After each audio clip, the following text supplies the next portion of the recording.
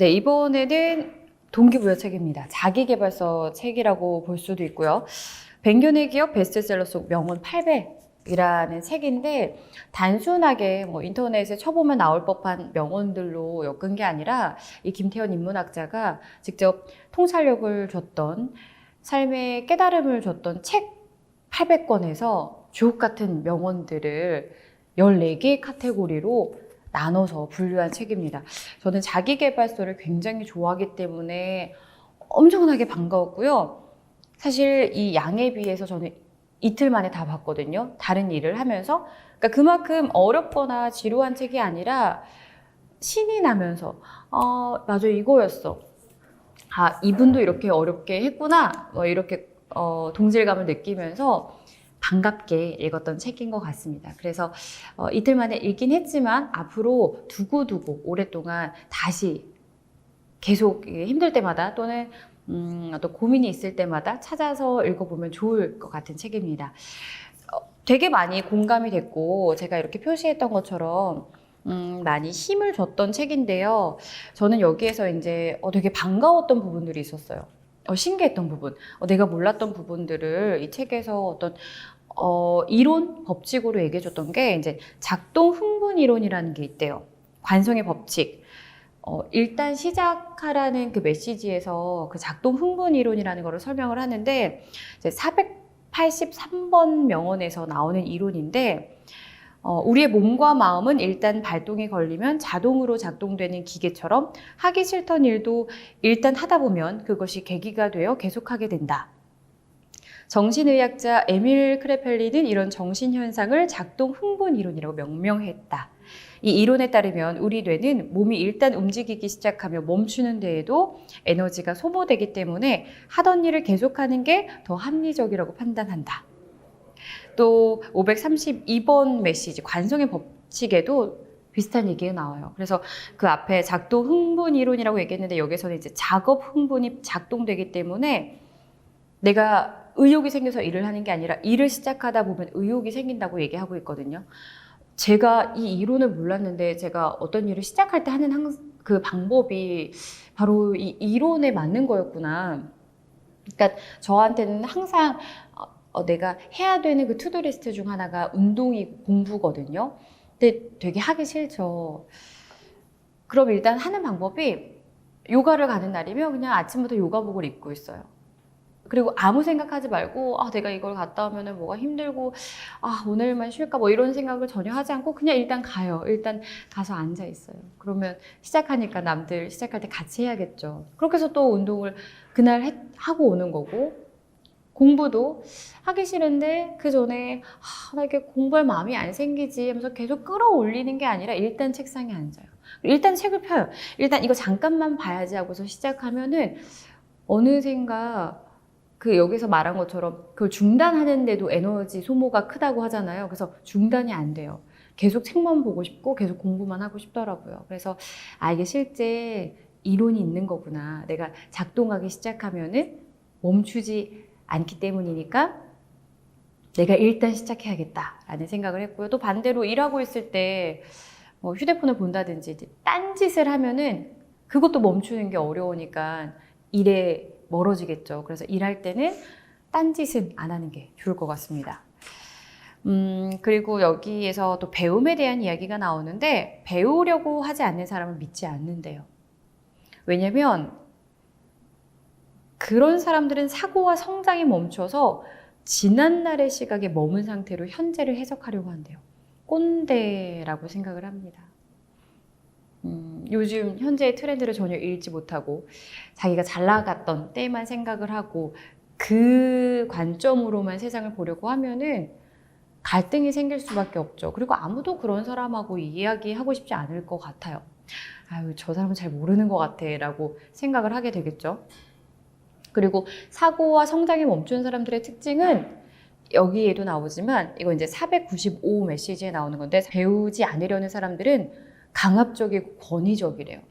저는 이런 사람이 되고 싶지 않습니다. 누구든지 저에게 와서 편하게 말을 할 수 있는 상사였으면 좋겠고 제가 자신의 어떤 계획이나 생각들을 편하게 말하게끔 분위기를 만드는 그런 엄마였으면 좋겠고 선생님이었으면 좋겠습니다. 그래서 강압적이고 권위적이지 않으려면 매일을 성장하고 배워나가야겠구나라는 생각을 했습니다. 그리고 여기서도 역시 이제 이 동기부여 책이기 때문에 강조하는 부분이 똑같아요. 습관이 중요하다, 꾸준함이 중요하다. 근데 되게 쉽지가 않잖아요.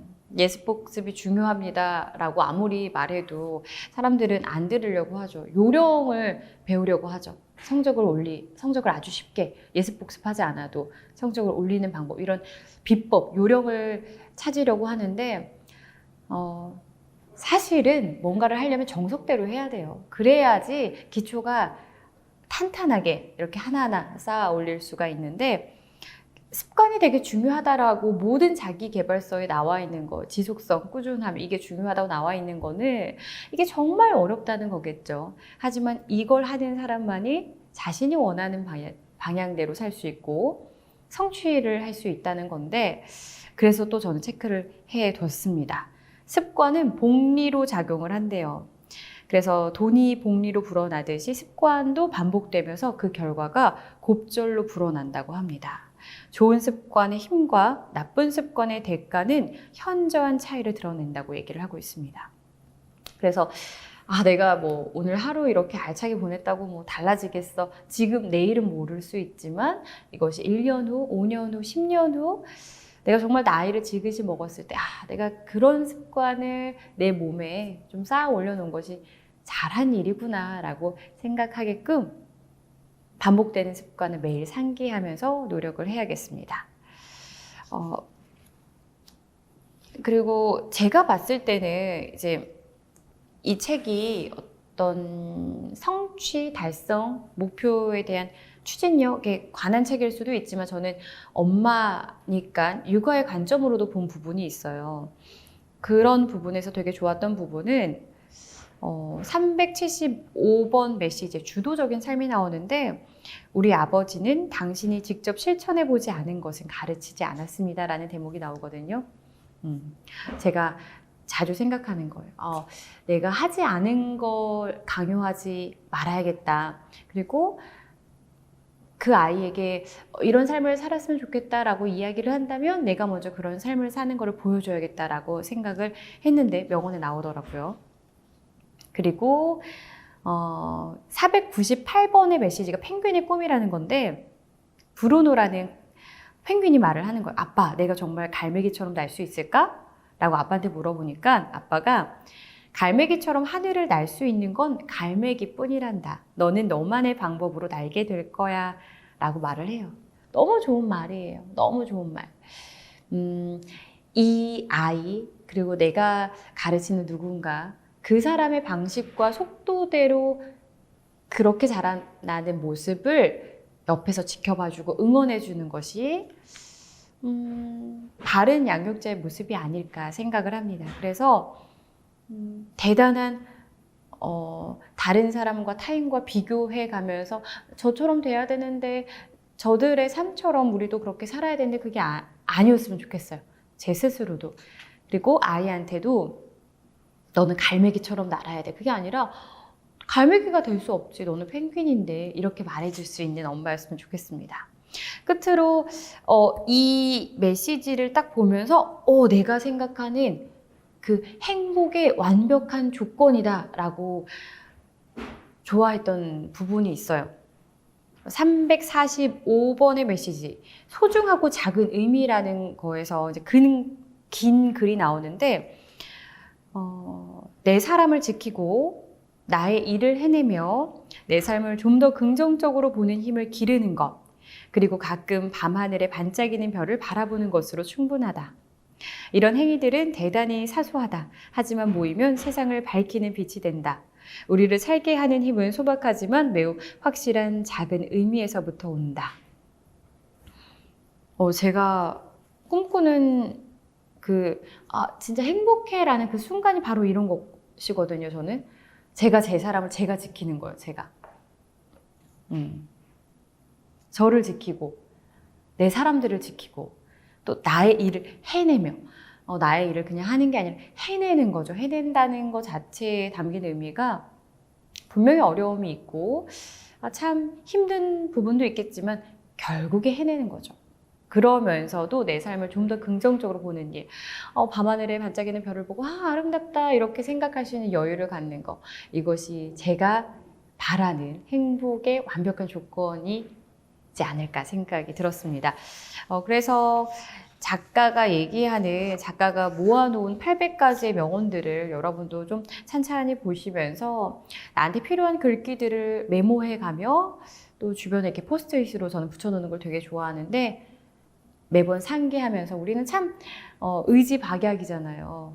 목표가 있어도 그거를 해야 되는 동기부여를 놓치는 경우가 되게 많은데, 이런 글귀들을 주변에 가까이 하면서 열정을 얻고 힘을 얻어서 목표한 바에 비슷하게 살아가는 여러분이 되시길 바랍니다.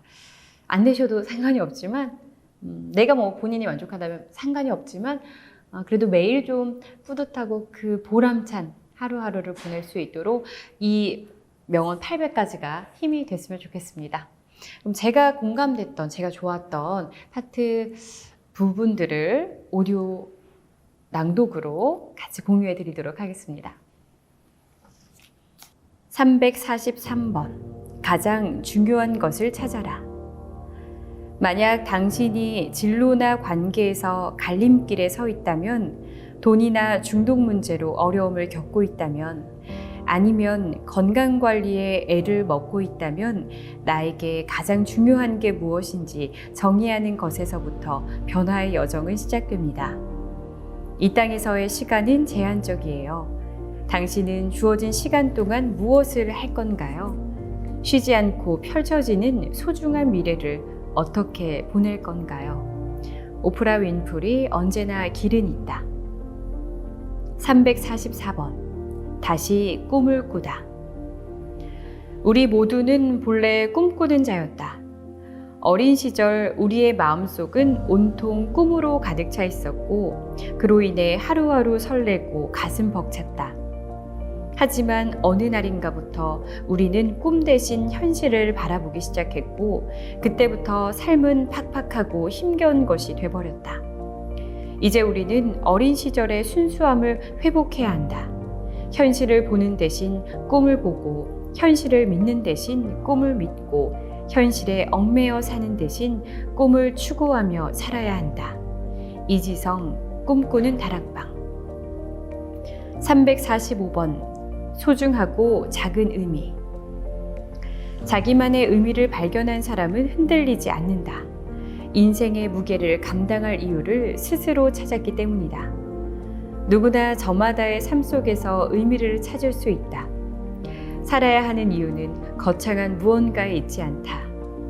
내 사람을 지키고 나의 일을 해내며 내 삶을 좀 더 긍정적으로 보는 힘을 기르는 것, 그리고 가끔 밤하늘에 반짝이는 별을 바라보는 것으로 충분하다. 이런 행위들은 대단히 사소하다. 하지만 모이면 세상을 밝히는 빛이 된다. 우리를 살게 하는 힘은 소박하지만 매우 확실한 작은 의미에서부터 온다. 에밀리 에스파하니 스미스, 어떻게 나답게 살 것인가? 346번. 내가 누구인지 알아가는 시간. 많은 사람들이 자신의 열정을 따르라는 클리셰를 믿는다. 이건 끔찍한 조언이다. 자신에게 어떤 재능이 있는지는 쉽게 파악할 수 있는 게 아니니까. 배움과 성장을 추구하면서 타인과의 연결을 통해 내가 누구인지를 알아나가는 방법이 지혜롭다. 그러다 보면 귓가에 열정이 다가와 이제 준비됐어 라고 속삭일 것이다. 열정이 나를 따르게 해야 한다. 팀 페리스, 지금 하지 않으면 언제 하겠는가? 347번. 일단 시작하라. 일단 시작하면 계속하기가 쉬워진다. 8km를 달리는 것보다는 우선 집 밖으로 나가는 것이 더 어렵다. 20쪽에 달하는 기획서를 쓰는 것보다 일단 책상에 앉기가 어렵다. 20명에게 전화를 걸어 영업을 하는 것보단 일단 전화기를 집어드는 것이 더 어렵다. 동기부여가 있어도 시작이 쉬워지는 것은 아니다. 오히려 일단 시작을 해야 끝내야겠다는 동기도 부여된다. 제프 헤이든 스몰빅. 348번. 고난과 맞서 싸우는 인생. 인생의 목적은 무엇인가? 승리자가 되는 것, 행복해지는 것이다. 그렇다면 행복은 무엇인가? 그 내용은 충실감이다. 그 충실감이라는 바탕 위에 자기 나름의 만족할 만한 영관을 쟁취해야 한다. 그렇다면 충실감은 무엇인가? 고난과 맞서 싸우는 것을 말한다. 고난이 없으면 충실감은 없다. 충실감이 없으면 행복하지 않다. 아무런 고생도 없는 행복은 그 어디에도 없다. 이케다 다이사쿠 인생 좌표. 349번. 완벽이 아닌 꾸준한 노력을. 완벽한 상태란 불가능하다. 특히 행동 양식에 관한 일인 경우에는 더더욱 그렇다. 완벽하게 겸손한 사람이 어디 있겠는가? 완벽하게 인내심을 발휘하는 사람이 있을까? 완벽하게 경청하는 사람은? 완벽하게 고난을 위임하는 리더가 가능할까? 하지만 그럼에도 불구하고 우리는 더 나아지기 위해 꾸준히 노력해야만 한다. 그렇지 않으면 경쟁력을 잃게 될 위험에 처한다. 앨런 웨이스, 마셜 골드스미스, 라이프 스토밍. 350번. 창의성과 통찰력의 기본. 결국 창조적 능력이나 개성 있는 통찰력은 문제의 본질이 무엇인지 명확하게 파악할 수 있는 직관을 통해 남들과 다르고 새롭게 정의하는 능력이라고 할 수 있다. 우리가 갖고 싶어 하는 창의성과 통찰력은 본질을 더 깊이, 더 명확하게 파악하고 방향성을 가지는 데에서부터 기초한다. 바로 그 지점에서 또 다른 무언가가 나올 수 있는 가능성이 있다. KMA 리더스 모닝 포럼 강연자 12인 리더의 아침 수업. 351번. 운명을 바꾸는 장소. 세상에는 내가 사는 곳보다 좋은 곳이 얼마든지 존재한다. 그러므로 그런 곳을 자주 방문하면 된다. 여행을 하든 산책을 하든 명소를 찾아 그곳에 머무는 시간을 가지라는 것이다. 사람은 여행과 산책에 시간을 많이 할애해야 한다. 아무리 바쁜 사람이라도 어떻게 해서든 시간을 만들어야 한다. 평소 멀지 않는 곳에 있는 명소를 산책하는 습관을 들이고 때로는 먼 곳으로 여행을 해야 한다. 이렇게 하면 운명은 반드시 개선된다. 실제로 나는 운명을 개선하기 위해 이 방법을 썼고 나쁜 운명에서 탈출했다. 김승호, 사는 곳이 운명이다. 352번. 인생의 발자취. 성공은 거창한 미래의 일이 아니다. 하루를 온전히 살지 못한다면 결코 내가 원하는 모습의 미래는 만들어지지 않는다. 늘 명심하자. 오늘을 아름답게 살아낼 때 내일이 아름다워지는 것이다. 그리고 그렇게 하기 위해 오늘 하루를 어떻게 살았는지 자신의 모습을 돌아보아야 한다. 인생길에는 늘 내가 걸어온 발자취가 남아있다. 어떤 발자취를 남기는가에 따라 미래도 결정된다. 안성우 Try Everything. 353번. 인생은 후반기부터. 끝이 아름다우면 모든 것이 아름다운 법이라고 했던가? 나처럼 인생의 전반기에 성공, 보람, 그리고 행복보다 비운, 실패, 그리고 회한을 더 많이 남긴 사람들에게 100세 시대는 가뭄 끝에 단비 같은 복된 소식이다. 삶의 후반기를 성공으로 채움으로써 결과적으로는 삶 전체를 성공으로 둔갑시킬 수 있는 시간을 벌게 되었기 때문이다. 이 얼마나 다행스럽고 가슴 설레는 일인가? 강헌구 골든그레이. 354번. 직관의 힘. 몸이 낼 수 있는 육체의 속도는 나이와 함께 쇠락해가지만 오랜 시간 동안 단련된 몸의 감각들은 연륜이 쌓일수록 가속도가 붙는다. 그리고 그 속도가 극점에 다다르는 순간 감각은 나의 이성적 판단을 넘어 커다란 안테나를 펼친다. 그랬을 때 감각은 하나의 기교를 넘어 세상과 소통할 수 있는 직관의 힘으로 성장한다. 신기율, 직관하면 보인다. 355번. 가치 있는 인생을 위하여. 당신은 돈을 벌기 위해 이 땅에 태어났는가? 당신은 삼성이나 구글에 입사하기 위해 이 땅에 태어났는가? 아니면 가치 있는 인생을 살기 위해 태어났는가? 답은 분명하다. 내 인생의 올바른 방향과 참된 목적은 가치 있는 인생이다. 남들이 흥분하고 열광해주고 부러워하는 일이나 직장이 아니라 당신이 흥분하고 감동하고 열광할 수 있는 가치 있는 시대적 소명을 찾는 것이야말로 당신이 성공으로 가는 지름길이다. 최윤식, 최현식의 미래준비학교. 356번 성공을 붙잡을 열쇠. 나는 성공은 당신 곁에 오래 머물지 않는다고 자신 있게 말할 수 있다. 실패라는 놈은 한 번 붙으면 좀처럼 떠나지 않지만 성공이라는 놈은 늘 당신 곁을 떠날 준비를 한다. 끝까지 성공하고 싶다면 열정을 가져라. 열정만이 당신의 성공을 지켜줄 것이다. 열정을 잃었다면 아무것도 기대하지 마라. 강수진, 나는 내일을 기다리지 않는다. 357번 막연한 희망이 아닌 오늘. 지금 이 순간을 즐기지 못하는 사람은 과거의 생활 습관, 편리함, 안주, 그리움, 퇴행 심리가 있다 보니 과거에 집착하고 과거에서 못 벗어난다. 그리고 그것이 결심의 발목을 잡게 된다. 미래에 대한 막연한 희망도 마찬가지다. 막연한 희망이란 마지막 순간이 되면 잘 될 거야, 엄청난 괴력을 발휘할 거야 라는 착각을 일으키지만 이런 막연한 희망이 아니라 하루하루를 알차게 충실하게 보내면서 준비된 미래는 다르다. 최창호, 결심 중독. 358번 마음에서 찾는 진리. 세상은 원래 단순하고 평범한 것인데 복잡하고 다채롭다고 말하는 순간 어지러워지기 시작한다.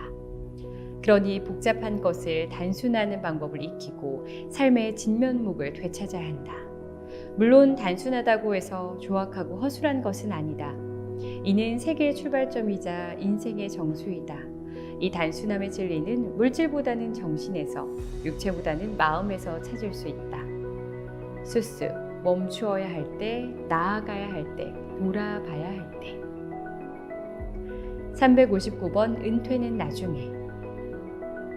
돈을 벌면 혹은 사업에서 성공을 거두면 30살에 은퇴할 거야 라고 말하는 이들이 많다.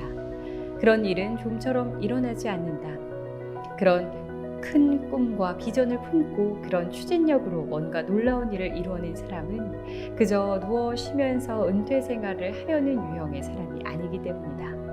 론다 번, 히어로. 360번 기다림의 미학. 초조하게 뭔가를 바라는 사람은 너무 많은 기력을 미리 소진한 탓에 바라는 것을 얻어도 충분한 만족을 얻지 못한다. 반면 스스로가 바라는 행복을 기다릴 수 있는 사람은 그것이 끝내 찾아오지 않더라도 절망의 길을 선택하지 않는다. 발타자르 그라시안, 라 루슈푸코, 라 브리에르. 필요한 사람이다.